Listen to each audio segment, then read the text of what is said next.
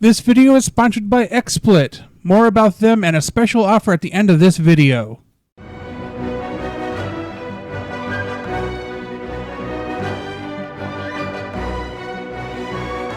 I am Anthony from HNE, and you're watching 10 Questions. Today I'm here with Jeremy, a competitive Pokemon video game player. I will ask 10 questions about his experience as a competitive Pokemon video game player, as well as what led him onto that path. Hi, Jeremy. Hello, Anthony. So, as I do for everybody, I have 10 basic questions to ask you, but if it allows, I will do some follow-ups. And the first question is, what entertained you while you were growing up? Oh, well, while I was growing up, I played a lot of sports. So that was the main thing. My dad was really involved with baseball specifically. And I also had when I was really young, I had a Game Boy Advance with, Super Mario World 3, whichever one it was, that was Yoshi's Island. And I had that, and I really didn't end up getting into Pokemon until I was about 11. Diamond and Pearl were my first games, but after that, it was pretty much just Pokemon. Because I see Diamond and Pearl. I'm trying to remember if they were the ones that came out in the DS, the first games that came out in the DS or not. Yeah, okay. Yeah, they were the first DS ones. Right. See, I remember things. Okay, so what made you decide to start playing competitively? Now, as we were discussing off the air, you started with Sun and Moon, you moved up to Ultra Sun and Moon, and now you're playing Sword and Shield. So what? Because you are a trading card game player, and not necessarily Pokemon, mostly Magic the Gathering, right? Magic the Gathering and Hearthstone. Yeah. So what made you transition to playing Pokemon competitively? Well, what happened was starting in high school, Pokemon X and Y came out, and then I had a friend in high school who was also into Pokemon and stuff, and we were kind of just bored, and we're like, well, there's got to be more to these games. What else can we do other than just complete the Pokédex, do stuff like that? We found that there's a competitive battling thing. So we found out how everything worked, IVs, EVs, all that stuff, and we just started playing against each other a lot and making new teams and figuring stuff out. And then that kind of transitioned into just playing on Pokemon Showdown with some more people, doing that kind of stuff. And then I started playing VGC. I played, I think, VGC 14 for like a week right before Omega Ruby Alpha Sapphire came out. And then I picked up 15, kind of skipped 16, then started playing 17. And when I was playing VGC 17, I was like, well, let's see if there's some events nearby. Luckily there was, and I just kind of went to, and I wasn't really able to go to many for 17. I was really busy with school and stuff. And then 18, I also skipped. And then when 19 came around, I was like, well, you know what? It's something I really want to do is try to play a lot of this game and be really good at it, qualify for Worlds and all that stuff. That's something I've been wanting to do for a few years now and just haven't had the time. So the time's now, and just went ahead and did it. And then I played a lot of 19, went to a few regionals, and then I played some 2020. I qualified for Worlds this year, but now the season is suspended or delayed. I don't know however they're going to put it. Yeah, it's essentially just transferred to next year. So I have my Worlds invite for next year, and we'll see how they do championship points and stuff. Yeah, because right, because the concern with organizers is are they going to raise the point level when technically the 21 season starts, so they don't have like just two seasons of people at one championship, or B, they're going to have a limited cutoff, like once they get to a certain number of VGC people who've made the required, whatever, it's what's it, like 400 points is required right now, or what was it, 350? It's 400. It's 400. Okay. It's 400, and they said that they were going to honor whatever invites had happened so far. Right.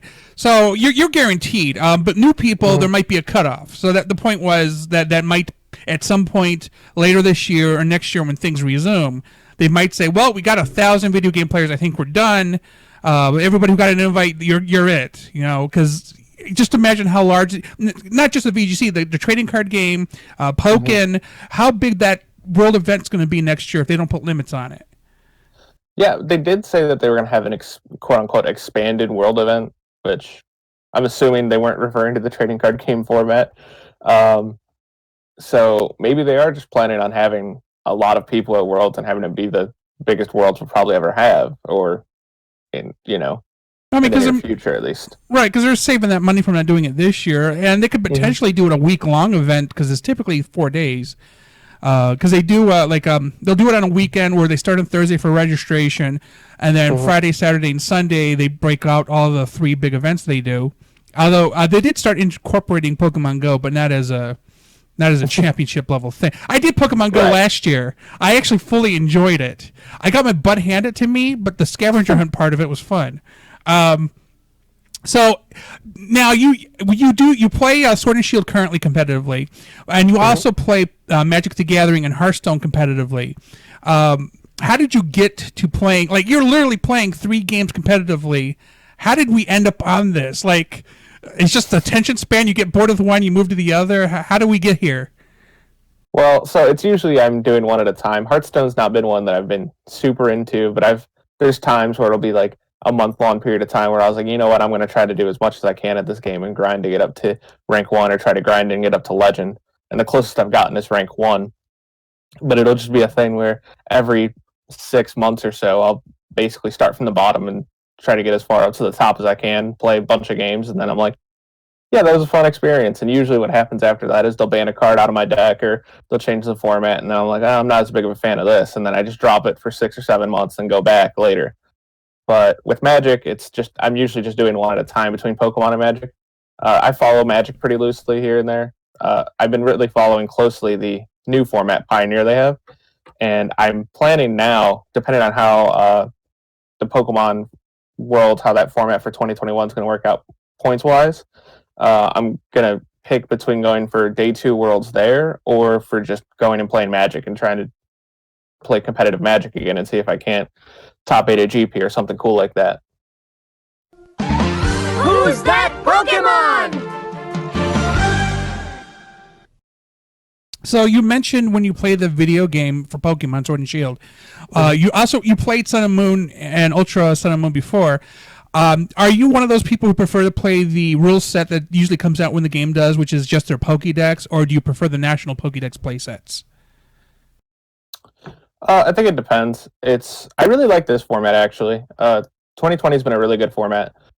I liked parts of like the 2019 format, the restricted format. I thought Moon Series was really good, and I like Post World Ultra mainly because I had a team that I thought was really fun and cool that I had built for it, and I just enjoyed playing that team. I think it was less representative of the format, but I wasn't as big of a fan as Pre-Worlds Ultra and Sun Series. Like I said, I didn't play too much 2018, so it's hard for me to really say with that. The format seemed like it was a cool format, but without like that personal experience playing it a whole lot, I can't really say how good it was or how much I would have enjoyed it. So what games do you currently play for fun? Mostly Pokemon, Magic, and Hearthstone. They're games I really enjoy. So like, I'm not playing them competitively just to be competitive. They're games I truly do enjoy, and then I try to take that enjoyment and be good at those games. Mostly Magic and Pokemon are the ones that I really strive to be as good as I can at those games.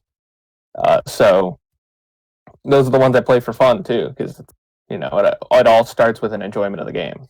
Okay. So, what trends have you seen change in gaming since you started playing competitively? Now, how long have you been playing competitively? At least 3 years for Pokemon. But then you said you had a little bit of off and on with X and Y. And then you've been playing Magic for a little while, and I don't know how long you've been playing Hearthstone.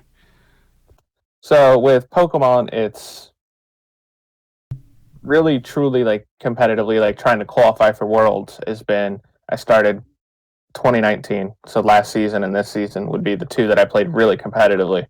But just playing like competitively, like singles or VGC, just mostly online, I started playing in 2014. And then with Magic, I started playing 2015 was when I started playing competitively, but I haven't really been playing competitively much the last couple years because Pokemon's taken most of my attention away from it.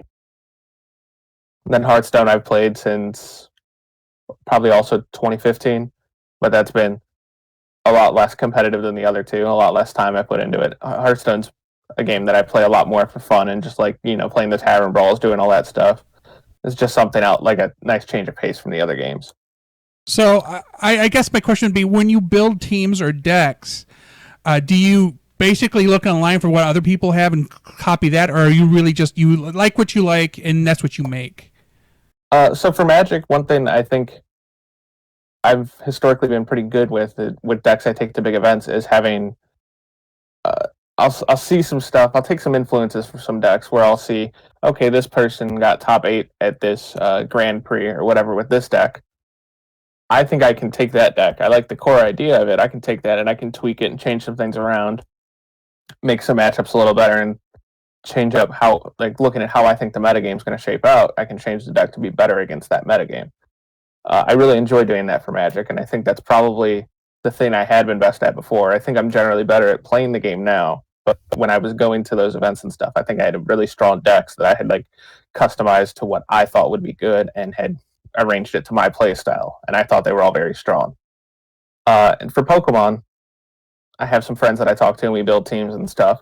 And a lot of times it'll be my friend Calvonix on Twitter. He'll toss me a team, and we'll play with it a lot. And usually his teams are very good, so sometimes I just take those and go with them, and then sometimes I build my own from scratch. I had one team that I built post Worlds Ultra that was a Shedinja team, and I built it, but unfortunately I wasn't the one to get to play it a whole lot. My friend Justin Fries actually got to play it a lot, and he had a lot of success with it. He got over 250 points or something with it, maybe 300.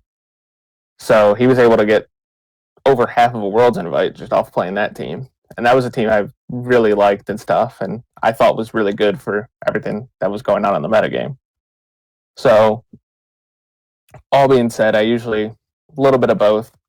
Pokemon, I'm probably more on the taking what's good and using it rather than going too deep into team building. I like to customize some stuff here and there, but for the most part, if I see what's good, I don't see. It's hard for me to come up with a reason to not play the thing I think is the best thing to be playing. And I think that's true in Magic and Pokemon, but in Magic, there's a little more room to tweak a couple slots. You have 60 slots in your main deck. You have 15 in your sideboard. You can tweak 2 of your main deck slots, and they can change a lot of how games will play out.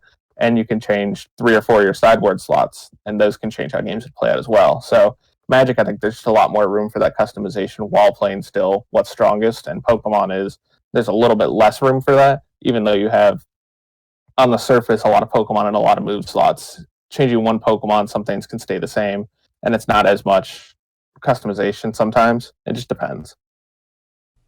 It's Pikachu! Pikachu! So, what games do you have to plan to play in the future? Like, is there anything coming out? Like, Final Fantasy VII just dropped, or maybe you're in Animal Crossing. What are you playing now? What do you plan to play in the future, non-competitively? I don't think there's any games I'm planning on picking up really anytime soon. So There's it's nothing strictly. I've really seen. So you're just the 3 you're into. That is it. I play those, and I play NBA 2K.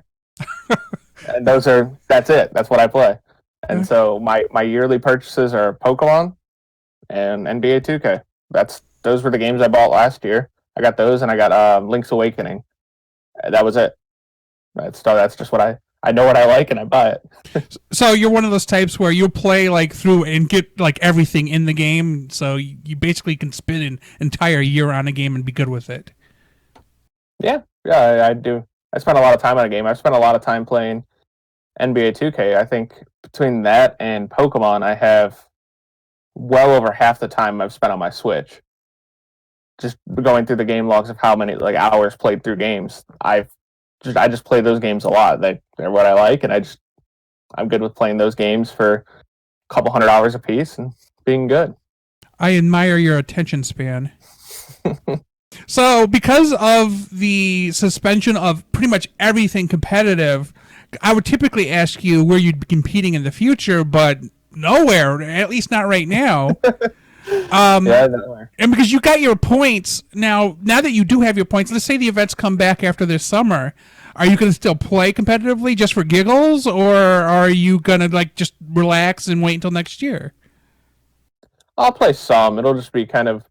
So, my plans for this summer, I was going to go Fort Wayne Columbus special event. There was the Milwaukee Regional, and there was NAIC. And I was going to try to hit all of those and any locals I could. and see if I couldn't scrap together a day 2 invite, because I wasn't in the worst shape for that. I think I'm number 19 right now in North America. So I was in okay shape to do that if I could get those, if I can get some finishes at those 3 regionals and then do well at NAIC. So I was planning on doing that. Now with how things are changing, I'm not entirely sure, because if they if they just transfer your points over and then reset your best finish limits, so then you can fill up all your local finishes. I might try for it because we have some more locals here that I can go to. But if not, I'll have to really look and analyze where I can play and stuff. But if there's like a Fort Wayne regional again, if there's NAIC next year, locals around here, all that stuff, I'll definitely go to those every game. It's just when you have your invite, it's a little less reasonable to drive to Collinsville or wherever. But Toronto, maybe Fort Wayne, NAIC next year. Those would be the ones I'd plan on going to. And any other ones within probably about 10-hour drive is up in the air, honestly. Okay. So where could people find out more about you online? Now, I have your Facebook, your Instagram, which is jeremy.parson.56. I kind of question, was there 55 other Jeremy Parson? But then Twitter is Third Story VGC, where you actually post most of your video game related stuff, it looks like. Mm-hmm. So is there anywhere else anybody can find you? Nope. And, fair warning, my Instagram is, I saw someone post something on Twitter that was linked to their Instagram, and they said it was it was like a Pokemon tattoo or something that they posted. And I was like, well, I want to look at it. And then I tried to look at it, and it was like, oh, you need an Instagram account for that. So that is the only reason I have an Instagram. It made me make one, so I was like, all right, fine. I make one, log into my Facebook, and then I saw it, and I was like, that was a lot less cool than I hoped it was, and now I have an Instagram account. And really, Facebook I just have for Facebook Messenger, because there's some groups there I talk with and stuff. So really, if you're trying to get a hold of me, if you're any of that stuff, Twitter at Third Story VGC. And that's pretty much it, honestly. All right. Well, thank you for talking to me today. And for everybody else, thanks for watching. Remember to like and subscribe. And thank you for having me. Thank you for watching this video. We would also like to thank our contributors and patrons for supporting this video. If you wish to add to the discussion, post a comment below. Please remember to like, subscribe, and check out our other videos. Are you an up-and-coming content creator looking for a user-friendly way to both record and broadcast your videos? Look no further than the XSplit Broadcaster. You can set up to 4 scenes, download plugins to add additional features, and broadcast your content to either Facebook, Mixer, Twitch, YouTube, or other streaming platforms in 720p resolution for free. With a premium license, you can set up unlimited scenes and broadcast to multiple streaming platforms at the same time in 1080p or better resolution. Be the first person to redeem the code shown here to receive 14 days of free premium access. Or if you missed your chance, click on the sponsor link in the description to get XSplit Broadcaster for free. Thank you for checking out our content. Before you leave, please remember to click like and then subscribe.